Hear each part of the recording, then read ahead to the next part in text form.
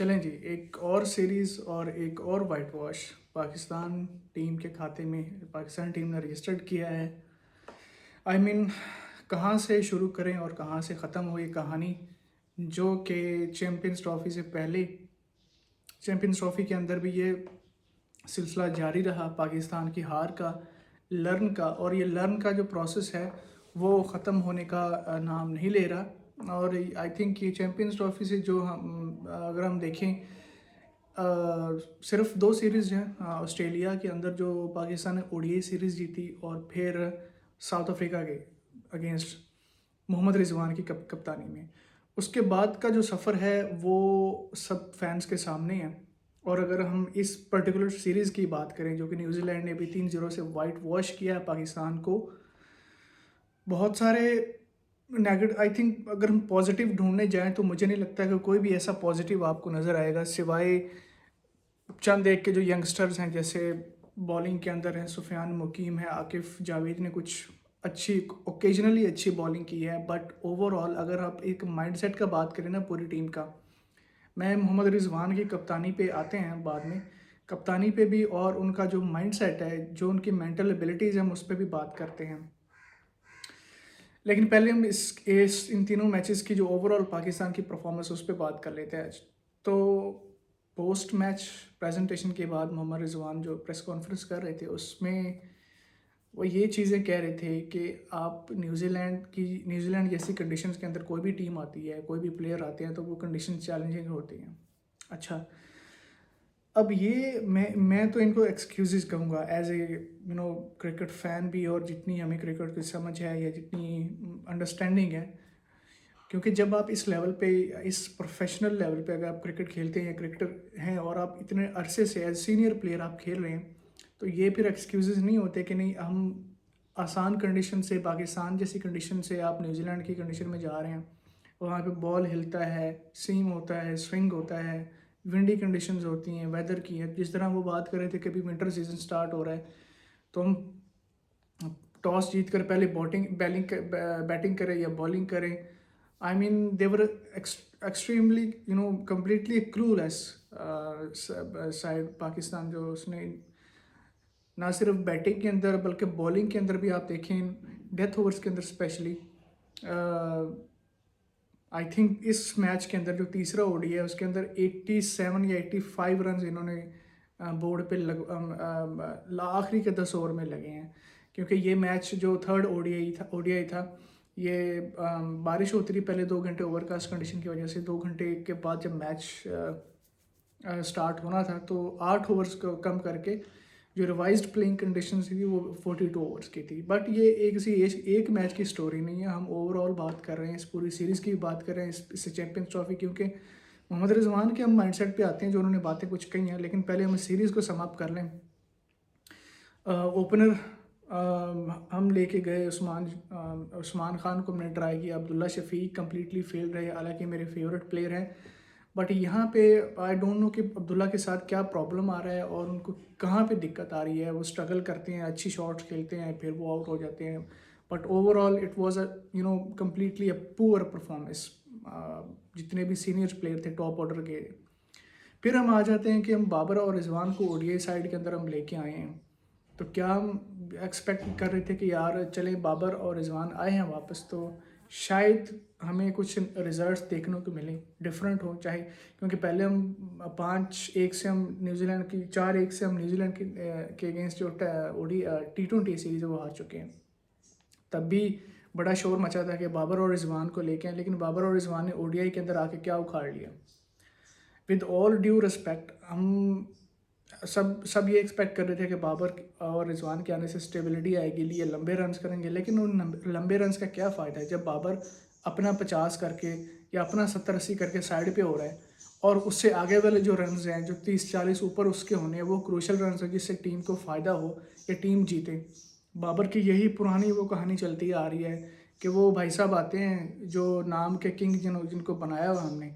आज भी देखें 58 बॉल पे 50 रन की हैं बाबर आजम ने चेज़ करते हुए। और आई थिंक 110 बॉल पे 147 रन चाहिए थे जब बाबर आजम आउट हुए। और पिछले मैच के अंदर भी देखें कि मैच बन सकता था, बाबर आजम उसको फिनिश कर सकता था, लेकिन कभी भी बाबर ने फिनिश नहीं किया क्योंकि वो प्लेयर ही नहीं है ऐसा, हम शुरू से जानते हैं। एक आध मैच उसने परफॉर्म किया हुआ है। मैं आपको, अगर मुझे जहाँ तक मेरी याददाश्त है, मेमोरी है, वो भी न्यूजीलैंड के अगेंस्ट जो था 2019 के वर्ल्ड कप के अंदर, वो वर्ल्ड कप का मैच था जहाँ पे बर्मिंघम के अंदर बाबर आजम ने चेज़ करते हुए सेंचुरी की थी। वो भी इतनी फंसी हुई थी, कितनी बॉल्स, 124 बॉल पे 101 रन किए थे। उसके बाद मुझे कोई ऐसा मैच याद नहीं है बाबर आजम ने इवन के बायलेटरल सीरीज़ के अंदर या किसी बड़े टूर्नामेंट के अंदर पाकिस्तान को सिंगल हैंडेडली मैच जीता है। सिंगल हैंडेड तो बात की बात, कोई इम्पैक्ट भी ऐसा बनाया हो, क्रिएट किया हो जिससे आने वाला प्लेयर मैच को फिनिश कर सके, जैसे महेंद्र सिंह धोनी करते हैं या हार्दिक पांड्या नीचे से और ऐसे ऑलराउंडर फिनिश करते हैं मैच को, जहाँ पे लेट्स से कि 20 बॉल्स पे 30 रन चाहिए, 45 रन चाहिए। T20 की बात कर लें या ODI के अंदर आपको लेट्स से कि 30 बॉल पे 40-45 रन चाहिए, तो वो समझ में आता है, मेक सेंस।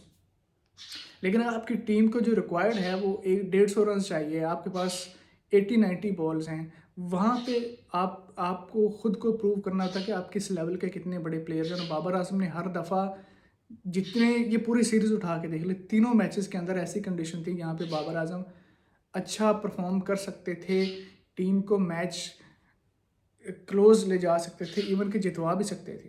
हम वन बाय वन बाकी प्लेयर्स की बात करेंगे, तैयब ताहिर, सलमान अली आगा ने अच्छी इनिंग्स खेली है, लेकिन टॉप पे रिजवान और बाबर ये इतनी बॉल्स खेल जाते हैं, इतनी प्रेशर बना के चले जाते हैं कि नीचे वाले आने वाले मिडल ऑर्डर को, या आपकी जो ऑलराउंडर हैं, या आपके इरफान खान न्याजी हैं, तैयब ताहिर हैं, ये लोग पैनिक कर जाते हैं। इनसे वो प्रेशर जो है वो हैंडल ही नहीं होता उस तरह। हालांकि आइडियल सिचुएशन तो ये होनी, सिनेरियो ये होना चाहिए कि ये आपके टॉप जो बैटर्स हैं, सीनियर बाबर और रिजवान की क्या परफॉर्मेंस है बाय द वे, रिजवान पे बाद में अलग से आते हैं। लेकिन अगर हम इसको ओवरऑल सम अप करें तो जो सीनियर प्लेयर हम वापस ODI साइड के अंदर लेके आए तो उन्होंने क्या उखाड़ा है, वही पुरानी कहानी, बॉल्स खा खा गए। जो 2023 के वर्ल्ड कप में आपने देखा था, जिस तरह बाबर और रिजवान ने तबाही की थी इस टीम की, या उससे पहले करते आ रहे हैं काफ़ी टाइम से, वो तो कोई नई बात नहीं है। लेकिन 2023 के वर्ल्ड कप में आप देखें, जहाँ पे बाबर और रिजवान अगेंस्ट इंडिया, वो आपको मैच याद होगा अहमदाबाद वाला, उसके अंदर देखें आप। और फिर ODIs के अंदर ये तो फॉर्मेट ऐसा है जिसको ये इनके लिए बाबर, स्पेशली बाबर के लिए कहा जाता है कि इसको फॉर्मेट ये सूट करते हैं, इसी फॉर्मेट का प्लेयर है। टेस्ट के अंदर भी अगर देखें, कोई ऐसी लंबी इनिंग्स नहीं खेली। मुझे अभी भी याद आती है द ग्रेट यूनुस खान, जिन्होंने आई थिंक ओवल के अंदर, लंदन के ग्राउंड के अंदर 313 रन किए थे अगेंस्ट इंग्लैंड। वो ग्रेट प्लेयर ऐसे बनते हैं। टेस्ट के अंदर आपकी कोई 150 की कोई इनिंग्स नहीं है बाबर आजम की। ODI के अंदर आप पूरा ट्रैक रिकॉर्ड देख लें, अभी जितने मैचेस के, अब बहुत सारे लोग कहेंगे कि बाबर ने तो स्टिल इस जो है सीरीज़ के अंदर 250 लगाए हैं। भाई उस 50 का क्या फ़ायदा, आपकी टीम 3-0 से हार रही है।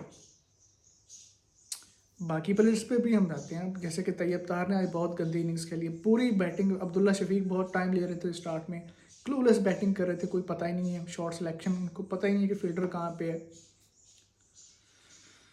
फाइन लेग पे उनका कैच जा रहा है पुल शॉट खेलते हुए। बाबर आजम की अगेन वही कहानी है ना, उससे वो ना तो वो अग्रेसिव खेल सकता है, ना वो चार्ज करता है जब रिक्वायर्ड होता है, तो वो फिर पैनिक, ये होती है असल में आपकी, आप शो करता है कि आप मेंटली कितना स्ट्रांग है। हमेशा हम विराट कोहली जैसे ऐसे प्लेयर की मैं एग्जांपल लेता हूँ कि वो, उनको ऐसी सिचुएशन दे, वो आपको मैच सिंगल हैंडेडली मैच जीत के दिखाएंगे, मैच निकालेंगे भी और मैच आपको जितवाएंगे भी।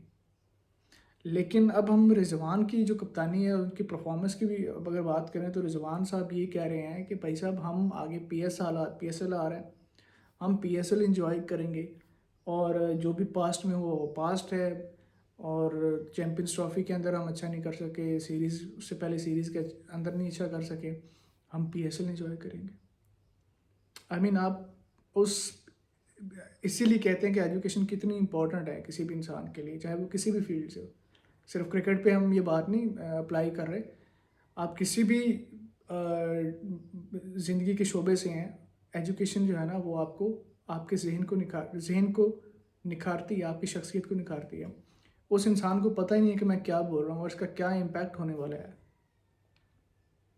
ये इनका कैलिबर है, इनके माइंडसेट है। एक वो कहते हैं ना कि लूजिंग माइंडसेट है, जिसके बाद फिर आप एक्सक्यूजेस बनाते हैं कि ये कंडीशन ऐसी थी, या हमारी टीम कॉम्बिनेशन ऐसा था, या मैनेजमेंट पे वही बार बार वही बात कर रहे थे, मैनेजमेंट देखेगी हमारी टीम में बड़े इश्यूज हैं, हम उन गलतियों को देखेंगे। ये क्लूलेस है, इनके ना बेसिकली आईक्यू के मसले हैं इन प्लेयर्स के, पाकिस्तान प्लेयर्स के। आप इनकी स्टेट अभी देख लें रिजवान की, या अभी जो पाकिस्तान टीम पिछले काफ़ी टाइम से मैचेस हार रही है, इनके आप पोस्ट मैच आप इंटरव्यूज़ उठा के देख लें, इनको पता नहीं होता हम बोल क्या रहे हैं, अपने आप को रिप्रेजेंट कैसे करना है, अपनी हार को कैसे। एक तो होता है ना कि आप हार गए हैं, ठीक है, आप एक्सेप्ट करते हैं उस चीज़ को, चैलेंज को लेते हैं, और जहाँ हमने गलतियाँ की वो उससे कोई जवाब ऐसा देंगे कि मतलब उस लेकिन अब जैसे रिजवान से पूछा है कि भाई आप ये सीरीज़ को कैसे देखते हैं, वो कह रहा है भाई हम पीएसएल एंजॉय करेंगे। मतलब अपनी औकात दिखा रहा है ना कि ये हमारा कैलिबर है, हमारी ये औकात है। रिजवान की मैं बात कर रहा हूँ जो पोस्ट मैच के बाद है कि हम पीएसएल में जाएंगे, वहाँ पे परफॉर्म करेंगे, और जो है ये लोग सब फिर वो भूल जाएंगे। भाई आप अपने कंट्री के लिए इंटरनेशनल लेवल पे आप क्या कर रहे हो? आपको मैं I am with all due respect, मैं कभी भी किसी को यार कम्युनिकेशन स्किल पे, या ऐसा कहना चाहिए उसको अंग्रेज़ी नहीं आती, ये सेकेंडरी चीज़ें हैं। बट आपकी पर्सनैलिटी के लिए जब आप अपने मुल्क को एज ए कैप्टन आप कहीं पे रिप्रेजेंट करते हैं ना, तो ये चीज़ें मैटर करती हैं। चलें हम फॉर द मोमेंट हम ये कहते हैं कि ठीक है रिजवान ने अनइंटेंशनली बोला या इंटेंशनली बोला, लेकिन इससे वो साफ जाहिर होता है कि उनके मेंटली ये कितने डिसेबल हैं लोग, इनको पता नहीं होता ये इन्हें बात क्या करनी है, अपनी बात को कम्युनिकेट कैसे करना है, कैसे कन्वे करना है। अब वो जो बात ये कह रहा है कि हम पीएसएल में इंजॉय करेंगे, इसका क्या मतलब है? इसका ये मतलब ये है कि हम जितना हम पीछे हम ये चैम्पियंस ट्रॉफी में हमने जो गंद डाला है, या सीरीज़ के अंदर है, या अपने इन जो कारनामों को कवर अप करने के लिए वो एक नया फूल दे रहे हैं आवाम को कि हम पीएसएल में आएंगे और तबाही मचाएंगे, हम डोमेस्टिक के बॉलर्स को खेलेंगे, रन्स करेंगे, टी20 आई के अंदर हम जो है वो छक्के चौके को बारिश करेंगे, और जो है ना आवाम खुश हो जाएगी। ये आपका कैलिबर रह गया रिजवान, या ये पाकिस्तान की इंटरनेशनल क्रिकेट का ये लेवल इस लेवल तक आ गए हैं कि अपने एक डोमेस्टिक टूर्नामेंट के लिए वो उसको समझ रहे हैं कि बहुत बड़ा tournament. With all due respect, Pakistan का सबसे जो बड़ा ब्रांड क्रिकेट टूर्नामेंट वो पीएसएल ही है, उन सबको पता है। अब वो कह रहे हैं इस टूर्नामेंट को समझ रहे हैं कि पता नहीं जैसे वर्ल्ड कप आपने खेलना है और उसमें आपने परफॉर्म करना ही करना है। पीएसएल के अंदर आप जो है वो यंग प्लेयर्स के साथ खेलेंगे, और अब आपका नाम होगा रिजवान बाबर, रिजवान बाबर, बस बोल जाएंगे वहाँ। ये माइंडसेट है। लेकिन मैं आज बहुत शॉक्ड हुआ हूँ, हालांकि मुझे पता तो मतलब आइडिया हमें सबको पहले भी था कि रिजवान साहब जो जो लर्न की यूनिवर्सिटी उन्होंने खोली हुई है, तो उसमें तो एडमिशन जो भी आता है उसमें एडमिशन वो चलता जा रहा है, वो तो चलता ही जाएगा।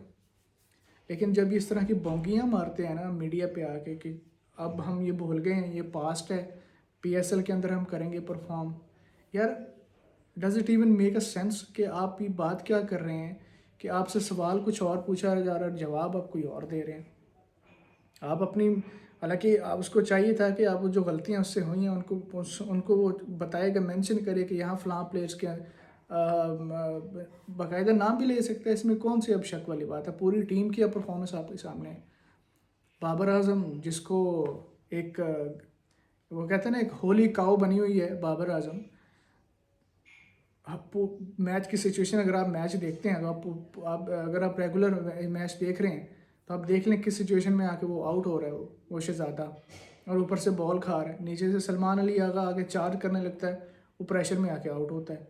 डेफिनेटली जब आप चार्ज करने जाते हैं तो चांसेस होते हैं कि आप आउट हो, और वो ऐसी कंडीशन ऐसी सिचुएशन में आके आउट हो जाते हैं। वो जो हमारे ऐसे प्लेयर जो एक इम्पैक्ट इनिंग्स खेल सकते हैं, जो सलमान अली आगा ऐसे प्लेयर हैं जो नीचे से आके मैच जितवाने की एबिलिटी रखते हैं। लेकिन अगर आप 60 बालों के 50 करके ऊपर जा रहे हैं तो आप फिर क्या नीचे वाले से क्या एक्सपेक्ट करेंगे? अगर आपने सारी बॉल्स ही खा जानी है तो नीचे वाले क्या करेंगे? ये एक क्लोन माइंडसेट होता है जो बाबर और रिजवान जो है ना, आप I am with all due respect, मैं कोई ऐसे इनके लिए जो है वर्ड्स यूज़ नहीं करना चाहता अब्यूजिव, लेकिन ये दो कल्परेट हैं ऐसे माइंडसेट को क्योंकि ये ना तो इतने ये पढ़े लिखे हैं, मैं आपको विदाउट रिस्पेक्ट मैं अगेन कह रहा हूँ, ये पाकिस्तान टीम को रिप्रेजेंट करते हैं, बट अफसोस के साथ कहना पड़ रहा है कि इनको पता ही नहीं होता हमने बोलना क्या। बाबर आजम की तो कहानी ही अलग है ना, उसको तो वो छोड़ दें, वो तो अपनी मादरी ज़बान में बात कर रहा था तो उसको कोई वो सेंस नहीं बनती कि वो कहना क्या चाह रहा है, कम्युनिकेट ही नहीं कर पाता। रिजवान साहब हैं जो भोंगियाँ मारते हैं ये सबके सामने। लेकिन बहुत शौक हुए हैं कि रिजवान की जो स्टेटमेंट आई है कि भाई आपसे सवाल कुछ और पूछे जा रहे हैं, जवाब और आप दे रहे हैं। कप्तानी अगेन अब देखेंगे इस सीरीज़ के बाद क्या बनता है, लेकिन बॉलिंग बैटिंग दोनों में ही पाकिस्तान टीम पूरे तरह से फ्लॉप रही है। और जो हमारे स्पेशली बॉलर्स हैं, हम ऐसा नहीं है कि हम सिर्फ बैटर्स को हम क्रिटिसाइज़ कर रहे हैं, बॉलर्स ने कुछ बड़ा कोई 30 मार खाए वो यार, उन्होंने कोई बड़ा कारनामा कर दिया। आखिरी ओवर्स के अंदर पाकिस्तान की ये पिछले काफ़ी टाइम से ये दिक्कत चल रही है कि बॉलर्स डेथ ओवर्स के अंदर आके रन्स खा रहे हैं, और वही मैच के अंदर डिफरेंस वो फ़र्क बन जाता है, जिससे बैटर्स प्रेशर में आ जाते हैं और पाकिस्तान जो है ना मैच रेगुलरली हार है। सीरीज़ अब तो वाइट वॉश हो गई, न्यूजीलैंड ने कर दिया। तो खैर आई होप कि अब आई डोंट नो कि आगे क्या होने वाला है, क्योंकि ये जो सिलसिला है ना ये अभी तक नहीं थम रहा। लेकिन हमने जब इंडिया से चैम्पियंस ट्रॉफी के मैच आ रहे थे, हम सब ने ये चीज़ें ये बात तब भी कही थी कि भाई ये माइंडसेट का मसला है, इनके आईक्यू का मसला है। इनको नहीं पता कि ये इन्होंने अपनी सिचुएशन के हिसाब से कैसे खेलना है। गेम अवेयरनेस, सेल्फ बिलीव, इन चीज़ों की कमी है इस वक्त। और मुझे नहीं लगता कि जो इनकी हरकतें हैं, चाहे वो परफॉर्मेंस हैं, क्रिकेट है, चाहे वो on the field of the field जिस तरह बिहेव करते हैं, जिस तरह ये मीडिया से इंटरेक्ट करते हैं, ऐसा लगता ही नहीं है कि यार ये प्रोफेशनल क्रिकेटर हैं या इंटरनेशनल क्रिकेटर में पाकिस्तान को रिप्रेजेंट कर रहे हैं। ऐसा लगता है जैसे कोई लोकल किसी क्लब क्रिकेटर है। परफॉर्मेंस वाइज भी, बिहेवियर, और जो उनके जो इंटरेक्शन है, मीडिया इंटरेक्शन, कम्युनिकेशन है, या जिस तरह ये एक्सक्यूजेज देते हैं कि कंडीशन ऐसी थी, कॉम्बिनेशन हमारा ऐसा था, I mean out of word. कोई अब तो मेरे वर्ड अल्फाज नहीं है कि अब इनको किस किस किस अलकाबात से जो है ना इनको पुकारा जाए, क्रिटिसिज्म भी करें तो किस तरह किया जाए। खैर ये जो स्टोरी थी पाकिस्तान की इस सीरीज़ की, और लेट्स सी कि आने वाले दिनों में क्या अपडेट्स इस पे आती हैं आगे।